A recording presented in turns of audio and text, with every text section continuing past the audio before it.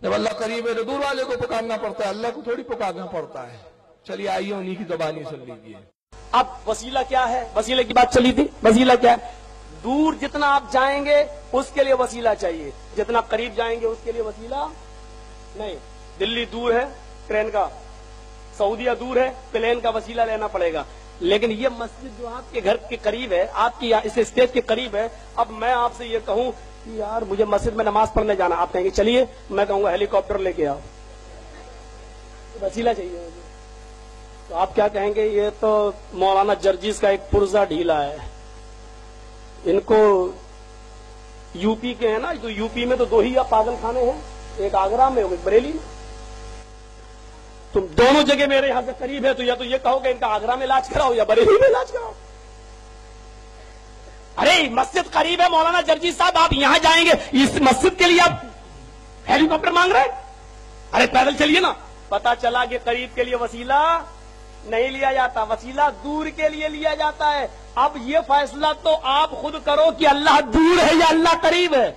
अगर अल्लाह दूर है तो वसीला लो, और अगर अल्लाह करीब हो तो उसको वसीले की जरूरत नहीं है। जैसे तुम्हें मस्जिद में या मस्जिद में जाने के लिए आपको वसीले की जरूरत नहीं। आओ कुरान से पूछते हैं कि अल्लाह दूर है या अल्लाह करीब। वइज़ा सालका इबादी अन्नी फइन्नी करीब।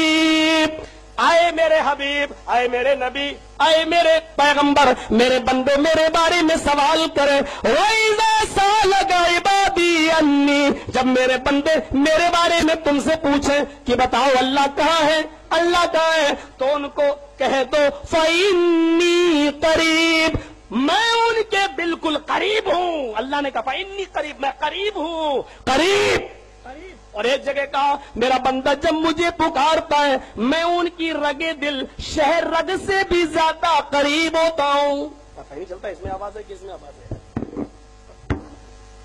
है? मैं उसकी शहरग से ज्यादा करीब हूं। देखिए अल्लाह कह रहा मैं शहरग से ज्यादा करीब हूं। जितने दूर तुम जाते हो ना, अजमेर और हाजी अली को बहुत दूर हो गई, अल्लाह शहरग से भी ज्यादा करीब है? तो अब आप ये बताओ करीब के लिए वसीला लेना पड़ेगा, जो करीब हो उसके लिए वसीला चाहिए। आप वसीला लो लेकिन दूर के लिए वसीला लो। अल्लाह तो करीब है, अल्लाह तो करीब है, ये वसीला आपका रॉन्ग है, गलत है। ये अकीदा कैसे बदल गया?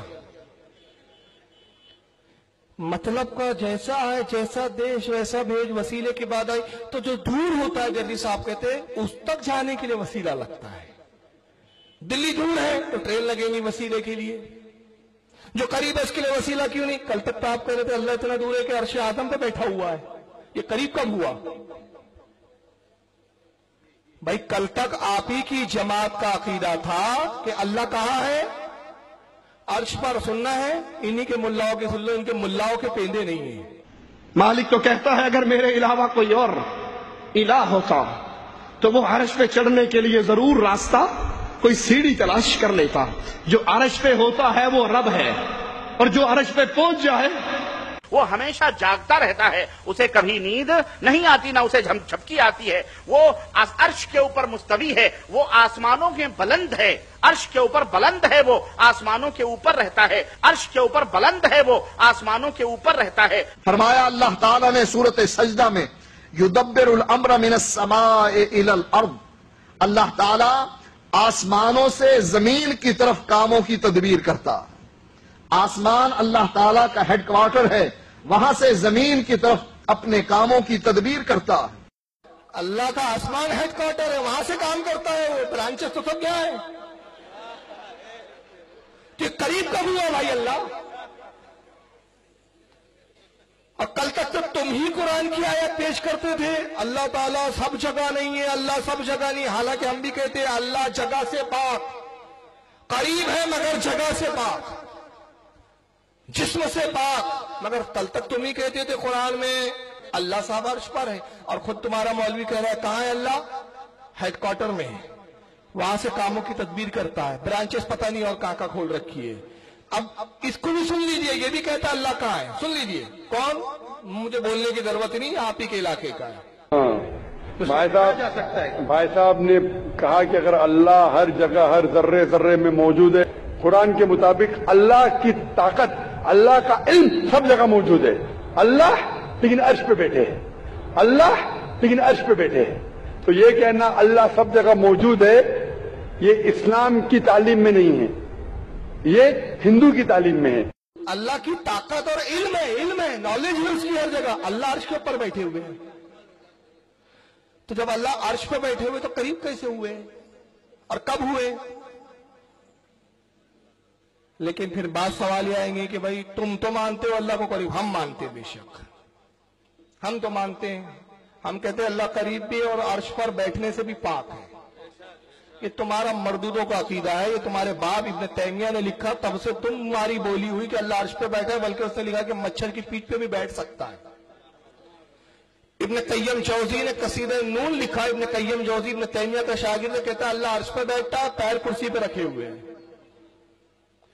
लेकिन सुन लीजिए, कुरान ने कहा नहनु अक़रबु इलैहि मिन हब्लिल वरीद, उसी को उसने दलील में बनाया और कहा कि कुरान में अल्लाह कहता है मैं करीब हूं। और दूसरी आयत पढ़ी कि महबूब अगर मेरे बंदे मेरे बारे में पूछे तो कह दीजिए कि आपका रब जो है वो बंदों से करीब है। लेकिन मैं कहता हूं ये आयत तेरे फेवर में नहीं है ना। कुरान पढ़ना और है, कुरान का समझना और है। और तुम अगर आइम्मा को छोड़ के कुरान पढ़ोगे तो कहां से पढ़ पाओगे? देखिए, एक होता है अल्लाह का करीब होना और एक होता है बंदे का करीब होना, दोनों में बड़ा फर्क है। अल्लाह अपनी शान शान हर बंदे के करीब है, मगर हर बंदा अल्लाह के करीब नहीं है। अब आप बोलेंगे लफ्जों से खेल रहे हैं, लफ्जों से नहीं खेलता। मैं मौलाना रूम अलैह रहमत और रिजवान की मसनवी की एक हिकायत सुना देता हूं, बात वाज़ेह हो जाएंगी। मौलाना रूम बहुत जमाना पहले के हमारे बुजुर्ग हैं, मसनवी जिनकी मदारिस इस्लामिया में फारसी जबान फारसी अदब में पढ़ाई जाती है, उन्होंने लिखा, बड़े प्यारे लिखा, इसी आयत की शरह की है उन्होंने मसनवी, इसी आयत की, नहनु अक़रबु इलैहि मिन हब्लिल वरीद। अल्लाह फरमाता है ऐ बंदे मैं तेरी शरक से ज्यादा करीब हूं। इसकी शरह करते हुए कहते हैं कि एक जौहरी था, जौहरी समझता है ना, हीरे जवाहरात जो बेचता है। उसके बाद एक बड़ा कीमती हीरा था, बहुत कीमती हीरा, जो खानदानी हीरा था। उसके बाद एक दिन सोचने लगा ये हीरा रख के मैं कब तक क्या करूंगा, बाप दादा परदादा से बस रखा हुआ है, इसको बेच देते हैं, रकम आएंगी, उससे फिर कारोबार बढ़ाएंगे। फिर ख्याल आया कि कीमती हीरा है, इतना महंगा हीरा है कि पूरी आबादी में, पूरे बस्ती में कोई इतना बड़ा अमीर और कबीर नहीं जो इस हीरे को खरीद सके। इस हीरे को अगर कोई खरीद सकता है तो वो सिर्फ बादशाह इस्लाम है।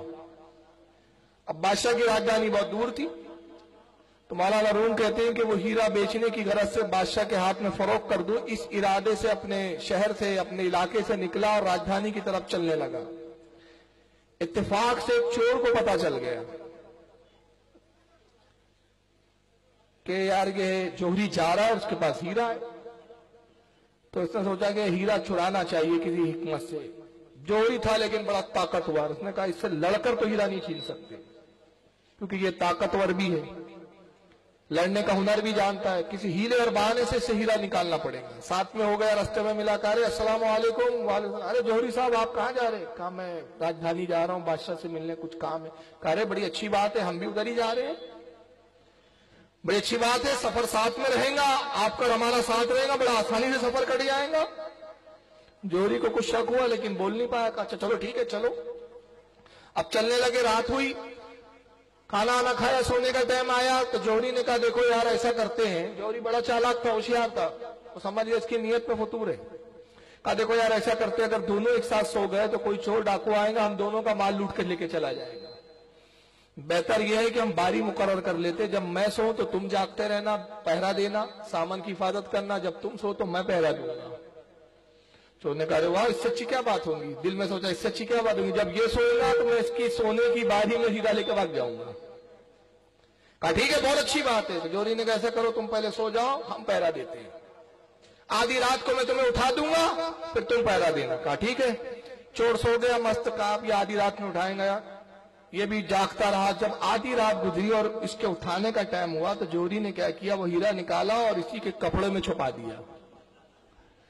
इसको उठाया, उठो उठो, अरे मेरे दोस्त उठो, ये भी उठा। हाँ क्या बात, हाँ भाई चलो अब आप तुम जागो, आधी रात हो गई, मैं सोता हूँ। कहा ठीक है। अब जौहरी बड़े मस्त सो गया खर्राटे लेके, ये जनाब इसके कपड़ों में हीरा तलाश कर रहा है, इसकी पोटलियों में हीरा तलाश कर रहा है, और अपने कपड़े नहीं देखता کیونکہ خیال ہی نہیں کہ میرے کپڑے میں ہیرا آ جائیں گے.